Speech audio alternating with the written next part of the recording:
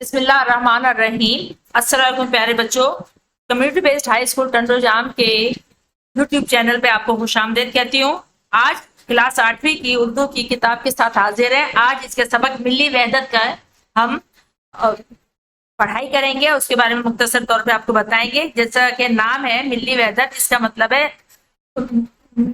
उम्मत का एजाज या मिल्लत का इत्तेहाद, एक होना, सबका एक होना। शुरू करते हैं। स्कूल के स्टाफ रूम में इकबाल साहब अखबार के मुताले में मुस्तगरिक थे। मुताला मैंने पढ़ना और मुस्तगरिक मैंने इंतहाई गुम हो जाना कि अचानक इनके सामने मेज पर रखे हुए मोबाइल फोन की घंटी बजी। गैर इरादी तौर पर इनकी नजर मोबाइल फोन पर पड़ी। इनके भांजे जुनैद का मैसेज आया था। उन्होंने अखबार एक तरफ रख दिया और मैसेज पढ़ने के लिए अपना मोबाइल फोन उठा लिया। मैसेज बच्चों पैगाम को कहते हैं। जुनैद ने लिखा था, मामूजान अस्सलाम वालेकुम, 5 फरवरी को यौम कश्मीर के सिलसिले में मिली वहदत के मौजू पर एक तकरीर करनी है। इसकी तैयारी के लिए आपकी मदद दरकार है।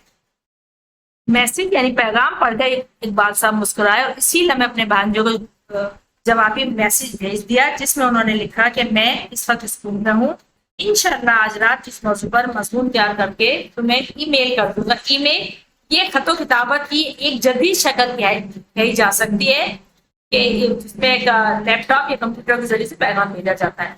इकबाल साहब मुताला पाकिस्तान के उस्ताद थे। मिली वहदत के हवाले से बहुत कुछ जानते थे, लेकिन इसके बावजूद मज़मून की तैयारी के लिए उन्होंने मुख्तलिफ किताबों की वर्कगर्दानी का वो मकदम जाना। वर्कगर्दानी मतलब पढ़ना और मकदम मैंने लाजमी जाना। आमतौर पर दोपहर को वो आराम करते थे, लेकिन आज उन्होंने मजमून की तैयारी के लिए अपना आराम तर्क कर दिया और शाम तक मुताले के कमरे में ही रहे। आखिरकार मजमून लिखने के लिए बहुत सारा मवाद जमा कर लिया, जिसकी मदद से उन्होंने मजमून इस तरह लिखा। ये कायनात हमारे परवरदिगार आलम का अजीम अतिया है और इस अर्ज़ समा में इंसानियत की बका का जो निज़ाम कार फरमा है वो है जज्बे बाहमी, जिसमें इंसानी गुरोह ने भी जज्बे बाहमी को समझा। इसने कायनात को तस्खीर किया फतह कर लेना, क्योंकि जज्बे बाहमी और यकजहती वो अजीम कुव्वतें हैं जो ना सिर्फ हर मुश्किल को आसान बना देती हैं, बल्कि नामुमकिन को भी मुमकिन कर देती हैं। जज्बे बाहमी एक हो जाना, यकजहती भी एक हो जाना को कहा जाएगा। मसलन चूंटी अगरचे जिसामत में बहुत छोटी और नातवा होती है, नातवा कमजोर, लेकिन बहुत सी चूंटियां मिलकर अपने से कई गुना बड़े मुर्दा टिड्डी को अपनी खुराक का जरिया बनाने के लिए घसीट कर ले आती है। दीन इस्लाम ने अपने पैरोकारों को बाहम एक होने और मिलजुल कर रहने का पैगाम दिया है। कुरान मजीद में इरशाद बारी ताला है कि और अल्लाह की रस्सी को मजबूती से थाम लो, तफरके में ना पड़ो। हजूर पाक सल्लल्लाहु अलैहि वसल्लम ने मिल्लत इस्लामिया को एक जिस्म की मानिंद करार दिया है। आप सल्लल्लाहु अलैहि वसल्लम का इरशाद गिरामी है, उम्मत मुसलमान एक जिस्म की मानिंद है, जिस्म के किसी हिस्से में भी तकलीफ हो तो पूरा जिस्म बेचैन हो जाता है। आप सल्लल्लाहु अलैहि वसल्लम ने यह भी इरशाद फरमाया, तमाम मुसलमानों की मिसाल एक इमारत की सी है, जिसकी हर ईंट दूसरी ईंट के सहारे कायम रहती है। दीन इस्लाम के नुक्ता नजर से दुनिया के तमाम मुसलमान आपस में भाई भाई हैं, इसलिए अगर दुनिया के किसी भी खित्ते में किसी मुसलमान पर जुल्म हो और वो जुल्म ख्वाह फलस्तीन में हो रहा हो या बर्मा में, इराक में हो या शाम में या भारत और कश्मीर में हो, हर मुसलमान को अपने दूसरे मुसलमान भाई का दुख जरूर महसूस करना चाहिए और इस जुल्म के खात्मे के लिए कोशिश भी करनी चाहिए। पाकिस्तान में इन मजलूम मुसलमानों से इजहार यकजहती के लिए आए दिन मुजाहरे और मुज़ाकरात होते रहते हैं, लेकिन ये एहतजाजी मुजाहरे ही काफी नहीं है। इस ज़मन में आलम इस्लाम को मिलकर जुल्म और बर्बरियत के खिलाफ मौसर अंदाज से आवाज उठानी चाहिए। जब आलम इस्लाम मुत्तहिद था, उसमें आलमगीर अखुवत मौजूद थी। मुसलमान जमाने में मौजिज थे। इस्लाम का ज़हूर हुआ तो उसकी आवाज न सिर्फ सहराए अफ्रीका में बुलंद हुई, बल्कि दीवार चीन से भी सदाए ला इलाहा इल्लल्लाह मुहम्मदुर रसूलुल्लाह की बासगश गूंजी। मुसलमानों के इत्तेहाद اور ملی وحدت نے ساری دنیا کا نقشہ بدل کر رکھ دیا تھا۔ مگر جب ملت اسلامیہ انتشار کا شکار ہوئی، مطلب آپس میں جھگڑے کرنے لگے، تو غیر مسلم قوتوں نے سازش کر کے مسلمانوں کو جدا جدا اور کمزور کر دیا۔ پہلی عالمی جنگ میں مسلمانوں کی فوجی، معاشی اور سیاسی طاقت کو بری طرح نقصان پہنچا۔ ترکی میں مسلمانوں کی خلافت کا خاتمہ کر دیا گیا۔ اتحاد ملی کا نعرہ لگانے والے مسلمانوں میں برصغیر سے مولانا محمد علی اور جوہر اور مولانا شوکت علی جوہر، علامہ اقبال، مولانا عبید اللہ سندھی اور جمیل الدین افغانی اور مراکش سے ایف عبد الکریم وغیرہ شامل تھے۔ 1867 میں مسلمانوں کی قبلہ ور مسجد اقصی کو یہودیوں نے آگ لگا دی۔ غیر مسلم قوتوں نے عراق کی اینٹ سے اینٹ بجا دی اور مسلمانوں کی نااتفاقی کا غیر مسلم قوتوں نے بھرپور فائدہ اٹھایا اور مسلمانوں پر ظلم کے پہاڑ توڑ ڈالے۔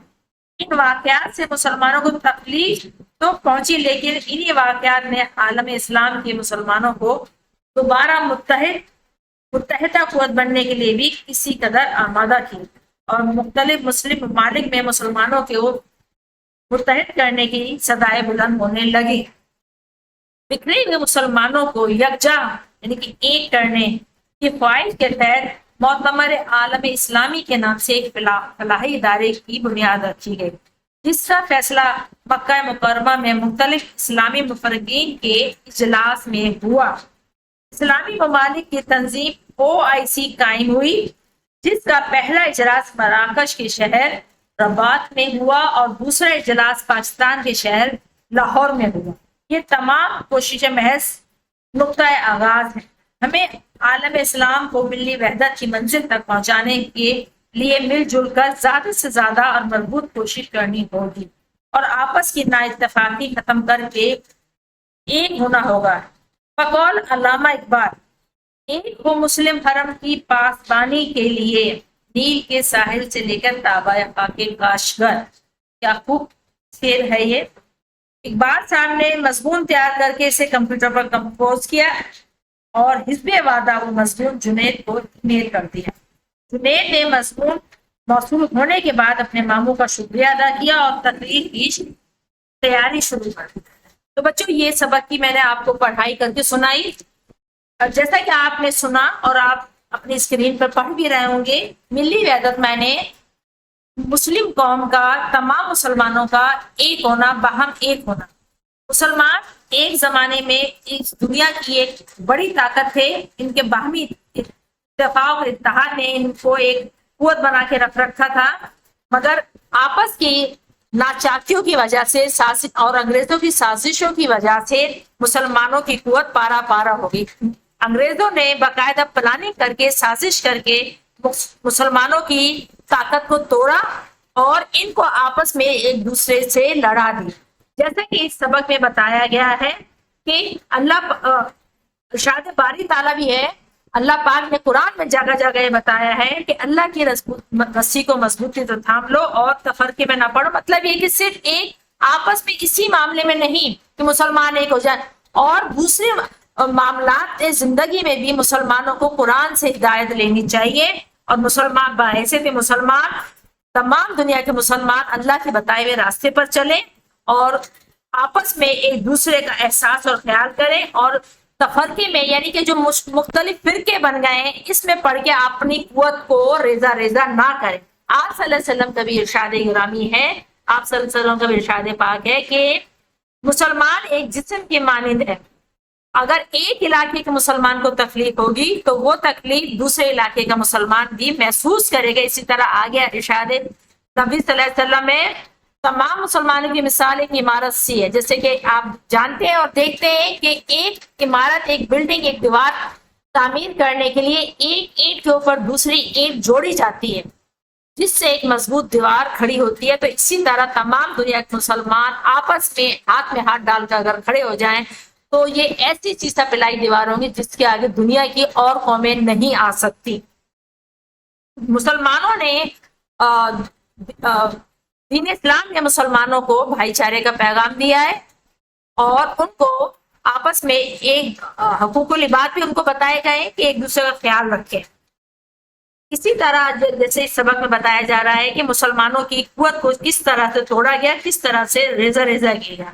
حد یہ ہے کہ 1967 میں 1967 میں یہودیوں نے مسلمانوں کا قبلہ اول، جہاں پہلے مسلمان رخ کر کے نماز ادا کرتے تھے، اس کو بھی آگ لگا دی، اور اسی طرح اور مختلف جگہوں پہ بھی مسلمانوں کی قوت کو ریزہ ریزہ کیا۔ ان سب حالات کو دیکھتے ہوئے مسلم ممالک نے ایک ہونے کا فیصلہ کیا اور ایک خلائی ادارہ بنایا گیا جس کا نام معتمر عالم اسلامی رکھا گیا، اور اس کا فیصلہ سعودی عرب کے شہر مکہ مکرمہ میں ہوا، اور مسلمانوں ممالک کی ایک تنظیم OIC قائم ہوئی، جس کا پہلا اجلاس مراکش میں ہوا تھا، اور دوسرا اجلاس کا اعزاز پاکستان کو حاصل ہوا، جو اجلاس پاکستان کے شہر لاہور میں منعقد کیا گیا۔ علامہ اقبال بہت پہلے یہ کہہ چکے ہیں کہ تمام دنیا کے مسلمانوں کو، چاہے وہ مصر کے دریا نیل کے کنارے بستے ہوں یا چین کے شہر کاشغر، یہ دونوں اپوزٹ پوزیشن کے اندر ہیں، یہ سارے مسلمان جب ایک ہو جائیں گے تو دوسری قوموں کو، دوسری قوتوں کو مسلمانوں کی طرف دیکھنے کی ہمت بھی نہیں ہوگی۔ اب ہم اس سبق کے چند مشکل الفاظ کے معنی آپ کو بتاتے ہیں، جو آپ کو اپنی اسکرین پر بھی نظر آ رہے ہوں گے۔ ملی وحدت، جیسے آپ کو بتایا، پوری ملت یعنی امت کا اتحاد، مستغرق بہت زیادہ مصروف ہونا، گم ہو جانا، ورگردانی مطالعہ کرنا، کار فرما ہونا، عمل دخل ہونا، جذب باہمی آپس میں کشش، تسخیر کرنا جیسے ویسے تو کہتے ہیں کسی چیز کو حاصل کر لینا، مگر اس سبق کے حساب سے ہم اس کو کہیں گے قبضہ، کنٹرول کرنا، ارض و سما، زمین و آسمان۔ تو بچوں یہ الفاظ معنی تھے۔ اب ہم سوال جواب کی طرف آتے ہیں۔ اس سبق میں کچھ چند سوالات دیے گئے ہیں جن کے جوابات میں آپ کو بتا رہی ہوں۔ پہلا سوال ہے، ملی وحدت کا کیا مطلب؟ جیسا کہ میں نے سبق کے شروع میں آپ کو بتایا، ملی وحدت یعنی پوری امت کا اتحاد۔ ملی وحدت کا مطلب ہے پوری مسلم امت کا اتحاد۔ مسلمانوں کو، سوال نمبر 2، مسلمانوں کے باہم ایک ہونے کے بارے میں قرآن پاک میں کیا ارشاد ہوا ہے؟ تو بچوں اس کا جواب آپ کی کتاب میں موجود ہے، بہرحال میں آپ کو بتا رہی ہوں۔ مسلمانوں کے باہم ہونے کے بارے میں قرآن پاک میں ارشاد باری تعالیٰ ہے، اور اللہ کی رسی کو مضبوطی سے تھام لو، تفرقے میں نہ پڑو۔ سوال نمبر 3 جیم ہے، مسلمانوں کی وحدت کے بارے میں حضور پاک صلی اللہ علیہ وسلم نے کیا ارشاد فرمایا؟ اس کا جواب کچھ اس طرح سے ہے، حضور پاک صلی اللہ علیہ وسلم نے فرمایا، تمام مسلمانوں کی مثال ایک عمارت کی سی ہے جس کی ہر اینٹ دوسری اینٹ کے سہارے قائم رہتی ہے۔ سوال نمبر 4 دال، معتمر عالم اسلامی کیا ہے؟ اس کا جواب کچھ اس طرح سے ہے، دنیا کے بکھرے ہوئے مسلمانوں کو یکجا ایک کرنے کی خواہش کے تحت معتمر عالم اسلامی کے نام سے ایک فلاحی ادارے کی بنیاد رکھی گئی، جس کا فیصلہ مکہ مکرمہ میں مختلف اسلامی مفکرین کے اجلاس میں ہوا۔ اب آخری سوال ہے، سوال نمبر 5 دال، قبلہ اول مسجد اقصی کو کہا جاتا ہے، وہ کس نے اور کب آگ لگائی؟ اس کا جواب ہے 1967 کو مسلمانوں کے قبلہ اول مسجد اقصی کو یہودیوں نے آگ لگائی۔